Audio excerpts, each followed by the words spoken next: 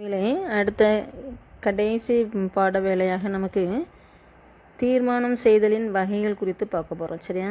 இது 4வது பாடத்தினுடைய கடைசி பகுதி, தீர்மானம் செய்தலின் வகைகள். இது 5 வகை தீர்மானங்களாக கொடுக்கப்பட்டிருக்கு. ஃபஸ்ட்டில் அடிப்படை தீர்மானங்கள்.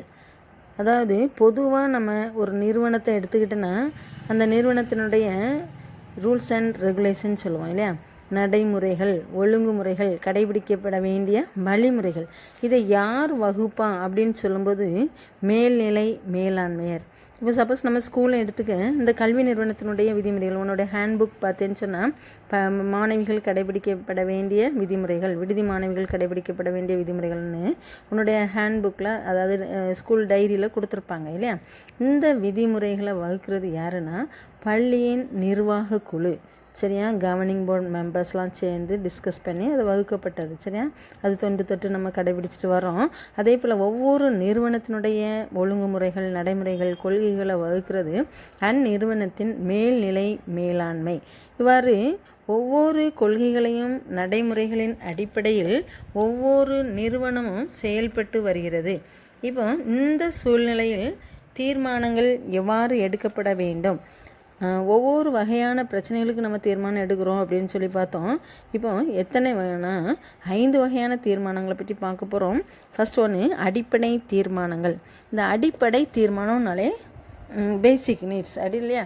நமக்கு ஒரு நிறுவனத்திற்கு தேவையான அடிப்படை தேவை என்ன? கொள்கையும் நடைமுறையும் தான் ஆக்சுவலாக. அப்போ இந்த கொள்கையும் நடைமுறையும் மேல்நிலை மேலாண்மைக்கும் நடுநிலை மேலாண்மைக்கும் தான் நமக்கு முக்கியமானது.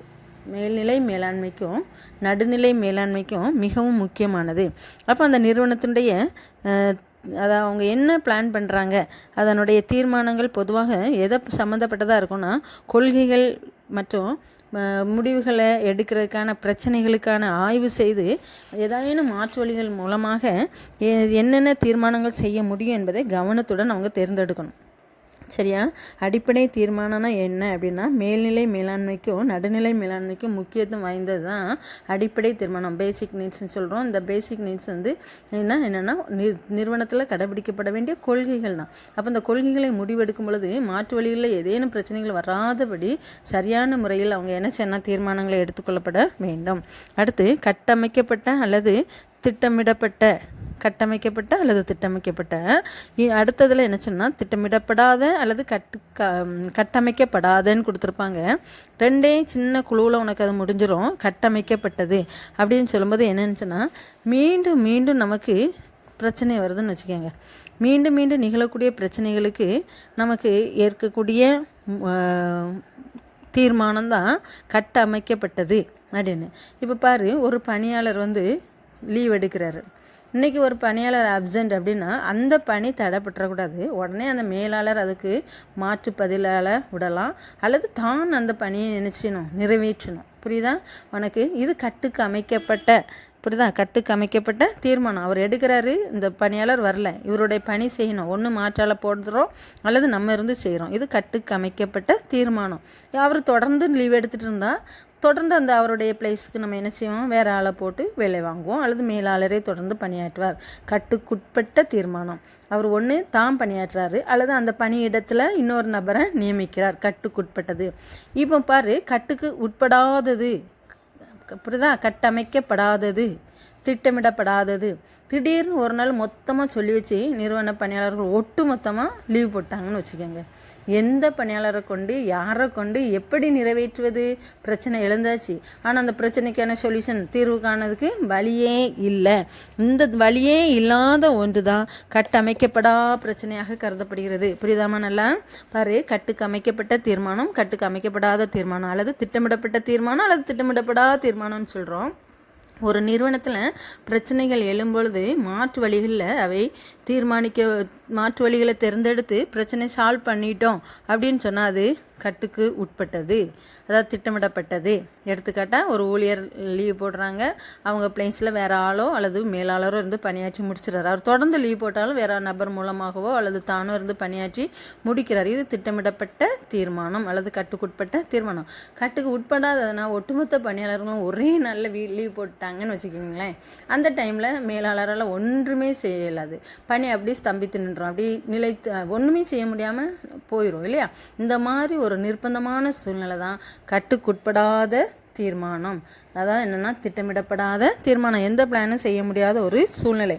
அடுத்து மூணாவதாக கொள்கை மற்றும் இயல்பு தீர்மானங்கள் கொடுத்துருக்கோம். கொள்கைனாலே உனக்கு ஒரு நிறுவனத்தினுடைய நடைமுறைகள் தான். இந்த நடைமுறையை வகுக்கிறவங்க யார்? மேல்நிலை மேலாண்மை. அப்போது இந்த மேல்நிலை மேலாண்மை வகுக்கப்படக்கூடிய தீர்மானம் கொள்கை தீர்மானம் என அழைக்கப்படுது. யாருக்காக இந்த கொள்கை தீர்மானம் வகுக்கப்படுகிறது? மேல்நிலை மேலாண்மையர்களுக்காகவே. அடுத்து இயல்பு தீர்மானம் என்பது என்னன்னு சொன்னால் கீழ்நிலை பணியாளர்களுக்காக வகுக்கப்படக்கூடிய ஒன்று. இப்போ சப்போஸ் ஒரு கம்பெனி எடுத்துக்க, இந்த கம்பெனியில் போனஸ் மேல் ஊதிய பங்கு, யார் அதிக அளவு பங்குகளை வாங்கியிருக்கிறாங்களோ அவங்களுக்கு லாபத்தில் ஒரு குறிப்பிட்ட சதவீதத்தை கொடுப்பாங்க. இப்போ இந்த இதெல்லாம் தீர்மானிக்கிறது, அதுக்கப்புறம் அவங்களுக்கு ஒரு ப்ரமோஷன் கொடுக்கறது, பதவி உயர்வு. சரியா, ப்ரமோஷனுங்கிறது பதவி உயர்வு. இப்படி காரியங்களை செய்யும் பொழுது பாராட்டுங்கிறாங்க, கௌரவிக்கிறாங்க இல்லையா. இந்த மாதிரி ஒரு சூழ்நிலைகளை செய்யும் பொழுது அது யார் செய்வானா? மேல்நிலை மேலாண்மை. சரியா, இது கொள்கை தீர்மானம். இயல்பு தீர்மானம் என்பது கீழ்நிலையில் உள்ள பணியாளர்களுக்கு ஏற்படுத்தக்கூடிய ஒன்று. இந்த கீழ்நிலை மேலாண்மையில் உள்ளவங்க தான் என்ன சொன்னால் இயல்பு தீர்மானங்களை நிறைவேற்ற வேண்டும். நான்காவதாக அமைப்பு முறை மற்றும் தனிப்பட்ட தீர்மானங்கள். அமைப்பு முறை மற்றும் தனிப்பட்ட தீர்மானம். இந்த அமைப்பு முறையினாலே அமைப்பு முறை ஒட்டுமொத்த முழு அமைப்பிற்கும் பொறுப்பு யார்? நிறுவனத்தின் மேலாளர். சரியா, அப்போ இந்த நிறுவனத்தின் மேலாளர் தான் ஒரு அலுவலர், தான் முழு நிலைக்கும் பொறுப்பு, ஒரு ஆஃபீஸர் அப்படிங்கிற நிலையிலிருந்து தீர்மானம் எடுக்கப்பட வேண்டும். அவர் ஒரு நிறுவனத்தின் ஒட்டுமொத்த நிறுவனத்திற்கும் உரிய சூழ்நிலைகள் பிரச்சனைகளுக்கு எல்லாம் தீர்வு காணக்கூடிய வகையில் தீர்மானம் செய்யுமேயாயின் அது அமைப்பு முறை தீர்மானம் என அழைக்கப்படுகிறது. அதே நேரத்தில் அவர் தன்னுடைய மேலாளர் தன்னுடைய காரியங்களுக்காக தீர்மானம் எடுத்துக்கொள்கிறான்னா அது என்னது? தனிப்பட்ட தீர்மானம். மேலாளர் என்ற பதவியிலிருந்து தனிப்பட்டு தனக்குரிய சொந்த காரியங்களுக்காக எடுக்கக்கூடிய தீர்மானம், தனக்குரிய சொந்த காரியங்களுக்காக எடுக்கப்படக்கூடிய தீர்மானம் தனிப்பட்ட தீர்மானம்னு சொல்கிறோம். அமைப்பு முறை என்பது மேலாளர் தான் ஒரு நிறுவனத்தின் ஒரு உயர்ந்த அதிகாரி என்ற நிலையில் ஒட்டுமொத்த நிறுவனத்தினுடைய முழு பிரச்சனைகளுக்கும் தீர்வு காணக்கூடிய ஒன்றுதான் அமைப்பு முறை தீர்மானம் என அழைக்கப்படுகிறது. லாஸ்ட்டாக பார்க்க வேண்டியது தனி நபர் மற்றும் குழு தீர்மானங்கள். உனக்கு தெரியும் தனி நபர், இப்போ நீ உன்னுடைய லைஃப்பை குறித்து நீ எடுக்கக்கூடிய குரூப்பை நீ செலக்ட் பண்ணியிருப்பா, அடுத்து என்ன படிக்க போடணும் நீ தான் திட்டமிட்டிருப்பா இல்லையா. இது உன்னுடைய தீர்மானம். ஒரு தனிநபர் தீர்மானம் என்பது நிறுவனத்தினுடைய மேலாளர்கள் தங்களுடைய தனிப்பட்ட சொந்த முயற்சிகளுக்காக எடுக்கப்படக்கூடிய தீர்மானம் தனிநபர் தீர்மானம் என அழைக்கப்படுகிறது. ஒரு தனிநபர் தீர்மானம். சரியா, அதே நேரத்தில் குழு தீர்மானம் என்பது நிறுவனத்தினுடைய ஒட்டுமொத்த அமைப்பு, அதாவது சிறிய அமைப்புகள் தான் நமக்கு என்ன செய்யணும்னா தனி வகை தீர்மானத்தை நம்ம என்ன செய்வாங்க? கடைபிடிப்பாங்க. இந்த குழு தீர்மானம் என்பது வணிக அமைப்பில் எல்லா உறுப்பினர்களும் சேர்ந்து எடுக்கப்படக்கூடிய தீர்மானம். இப்போ நிறுவனம் படிச்சிருப்பா காமர்ஸ் புக்கில், நிறுவனம் இயக்குனர்கள் அப்படின்னு சொல்லி படிப்பா, இயக்குனர் குழுக்கள் அப்படின்னு சொல்லிட்டு, அல்லது செயற்குழுக்கள். இந்த குழுக்கள் அனைவரும் சேர்ந்து எடுக்கக்கூடிய தீர்மானம் தான் குழு தீர்மானம். நான் சொன்னேன் நம்ம ஸ்கூலில் கவர்னிங் போர்டு மெம்பர்ஸ், இவங்க தான் ஸ்கூலோடைய ரூல்ஸ் அண்ட் ரெகுலேஷன் யூனிஃபார்ம் மற்ற காரியங்கள்லாம் பேசுவாங்க. அவங்க தான் எடுக்கக்கூடிய முடிவு. இந்த அவங்க எடுக்கக்கூடிய முடிவு அந்த தீர்மானம் இல்லையா, இதுதான் பிரச்சனை. யூனிஃபார்ம் மாற்றணுமா வேண்டாமான்னு நினைக்கிறோம், மாற்றணுங்கிற வர சூழ்நிலை பிரச்சனைகளை தீர்வு சால்வ் பண்ணுறாங்க. இது யார் தான் செய்வாங்கன்னா நினைச்சிடறோன்னா கவர்னிங் போர்ட் மெம்பர்ஸ், ஆட்சிக்குழு உறுப்பினர்கள். இதே போல தான் ஒரு நிறுவனங்கள் அல்லது நிறுவனங்களில் இயக்குனர் குழுக்களோ அல்லது செயற்குழுக்களோ சேர்ந்து எடுக்கக்கூடிய முடிவுகள் குழு முடிவுகள் என அழைக்கப்படுகின்றன. அப்போ 5 வித முடிவுகள்: அடிப்படை தீர்மானங்கள், கட்டமைக்கப்பட்ட அல்லது திட்டமிடப்பட்ட தீர்மானங்கள், அடுத்து கொள்கை மற்றும் இயல்பு தீர்மானங்கள், அமைப்பு முறை மற்றும் தனிப்பட்ட தீர்மானங்கள், தனி நபர் மற்றும் குழு தீர்மானங்கள் என அழைக்கப்படுகின்றன.